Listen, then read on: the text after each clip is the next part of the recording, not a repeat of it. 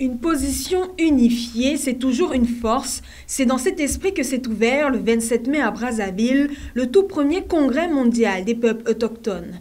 Une rencontre inédite qui rassemble les gardiens des forêts du bassin du Congo, de l'Amazonie, de l'Asie du Sud-Est et de la Mésoamérique.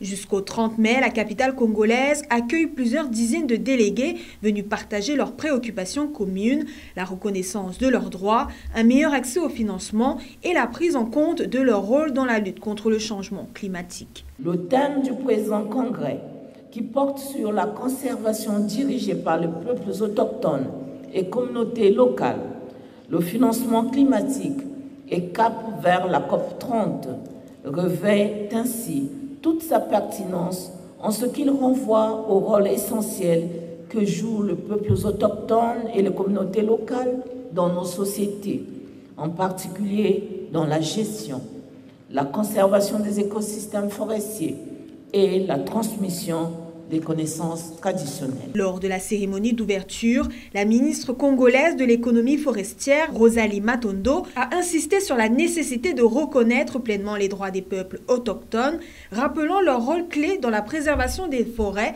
et des équilibres climatiques.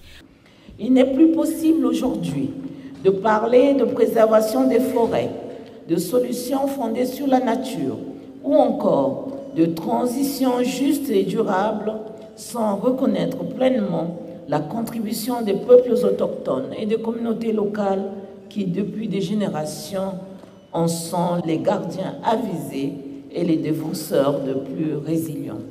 À l'extérieur du centre de conférence, des huttes traditionnelles ont été installées, symboles vivants des modes de vie ancestraux, et à l'intérieur, coiffures et tenues traditionnelles marquent la richesse culturelle des délégations présentes. Tous partagent la même conviction, renforcer la solidarité entre les grands bassins forestiers pour mieux faire entendre leur voix au niveau mondial. Ce rendez-vous inédit a pour but de déboucher sur une déclaration commune en vue de la COP30 au Brésil en novembre 2025. Une feuille de route est en cours de discussion avec pour thème principal des peuples pour les forêts, des forêts pour la planète.